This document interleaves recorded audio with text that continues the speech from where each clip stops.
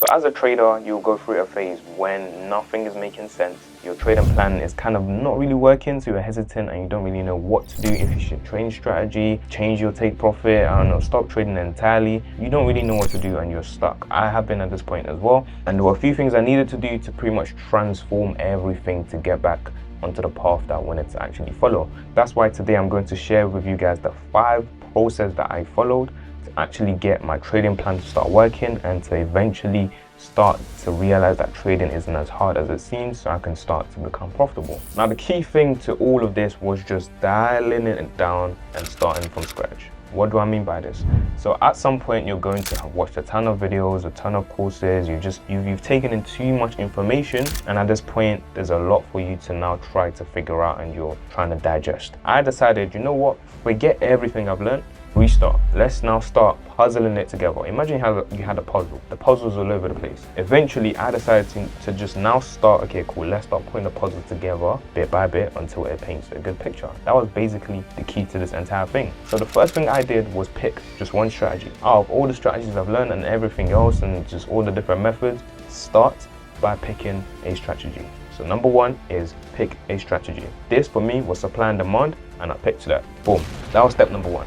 Step number 2 was, now that I have the strategy, I need to pick an entry model and I need to pick a TP model. That's step number 2. So for me in this case, I chose my entry model, which is a break of candles. That's what I needed for my trades. And for my take profit, I have just one take profit, not 5, not 16, just because I want to have a high win rate. I just picked 1, and my 1 ended up being a 1 to 2. So what you want to do in this case is just pick a single take profit level and stick with that in the meantime. At that point, you want to stick with it. So for you now, you can say 1 to 2s. That's what I'm looking for every single trade. So now you have supply and demand, break of candle entries, and you have 1 to 2s for your TP.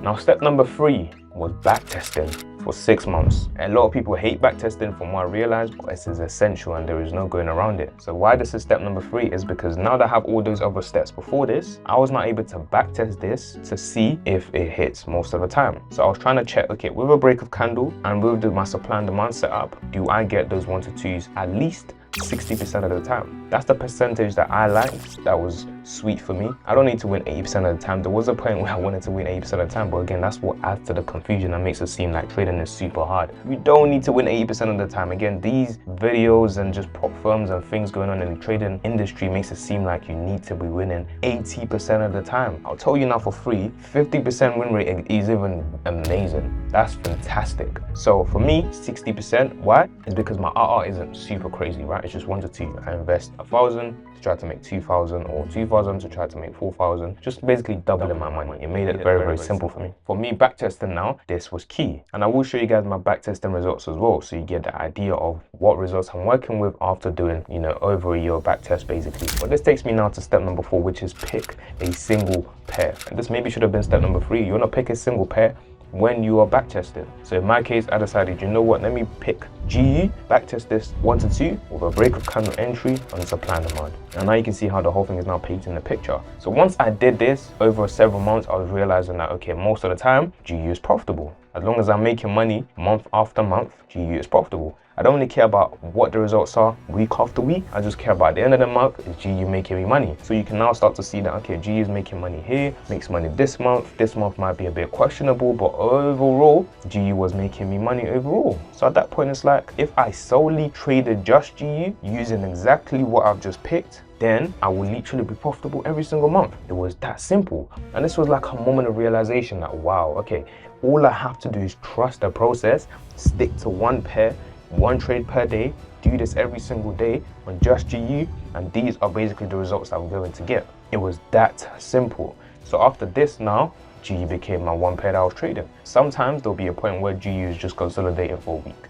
So I might not get a trade the whole week, or GU is just losing for the whole week. So in this case, it was like, all right, there's an issue that I need to fix now. Yeah, so this is step number 5. This is when you want to identify the problem within everything that you've done so far. And the problem shouldn't be anything to do with greed, in the sense that if you're not making 1 to 16s, don't see that as a problem. It's just very unlikely. You can't have 1 to 16s and also want a 70% win rate. It's not going to happen. Do you get what I'm saying? So it needs to be something realistic. My problem was that most of the time GU could be consolidating, because that's a normal thing in the market. So during that time, I might need another pair to be looking at. So it's the point where I decided to now try tried to find another pair to add alongside GU. So I picked another pair and another pair, and I kept backtesting these. I did EG, I did NAS, I did gold, I did GJ, I did USDJ Pro. I've done so many of these just to see what going with the results, and some of them weren't kicking. So from this you can realize that yes, you can have an edge and still be losing. You can have an edge, but the pair that you trade is key. It's very important. Trading works on everything, every pair, yes, but some form better than others. Some are less volatile than others. Some move a lot quicker than others. So you need to know these things, right? You can have one pair that hits 1 to 2s and another pair just never hits 1 to 2s. So you need to realize that the pairs that you trade do matter. So in this case now, that's when I found USD Swiss, and I was like, USD Swiss is now the next pair that is cooking just as good as GU, right? It needed to be just as good as GU, basically. So that meant that I needed to be winning at least 60% of the time. So USD Swiss for me was my next best pair. So guess what I'm doing next? Now I'm trying to find a third pair that I can potentially add, because my max is 3 pairs. I don't really want to do more than that. 2 is still perfectly fine, but 3, cool. As of today, I don't actually have a third pair yet that I'm super confident in. Gold is nice, NAS is nice, but those sometimes are 50-50. It'll be a perfect setup and they might still lose. It happens with every pair, but gold and NAS are still not really up to the standard I want them to be. So for now, I'll drop them off. I might revisit them again, but I'll drop them off for now. So I'm looking for my third pair. So to be fair, if you guys have any suggestions, leave it in the comments below. I'm happy to hear some. So I will backtest these and see exactly how they perform based on how I trade. And step number 5 is putting all of these together. Now you need to combine the whole thing as well as choose how many trades per day that you're going to take. This should not vary. It is important that this stays the same every single time. You can't take 2 trades one day, 7 trades another day, 16 another day, then 1 day, because it's not going to make sense. You're going to lose so much one day, and when you do win, you win just one tiny percentage, then the next day you lose a ton. It's not going to add up, and eventually you blow the account. So that is basically the final step, which is putting the whole thing together and picking how many trades per day I'm going to take and backtest the whole thing according to that entire system. Now this is the part where you build a system, basically, because now everything has a system, everything has a place. So I know that this is my entry, this is my stop loss, this is my TP, this is what I do when I see this is what I do when the candle moves like this. So literally that is the exact reason to why I am super not emotionless or nonchalant per se, but just like, okay, the chart is doing what it's doing, I'm in a trade right now, it's moving this way, cool. I've seen this 1,000 times because I've backtested it countless number of times, cool. And at the end of it, I know that for my backtest, over several months, I'm going to be profitable, cool. Do you see what I mean? So it's like I have the data now to back up the whole thing. This was when I realized trading isn't that deep. Don't get me wrong, it's still the hardest way to make the easiest money. Don't get me wrong, it is. But once it becomes somewhat easy, you realize that it becomes even boring. It just becomes, in the sense that you're doing the same thing over and over again. There's no change, there's no experimenting. That's the thing with trading, and there's no experimenting. And that's the hard part, right? Because once you have something that works, you really have to stick with it.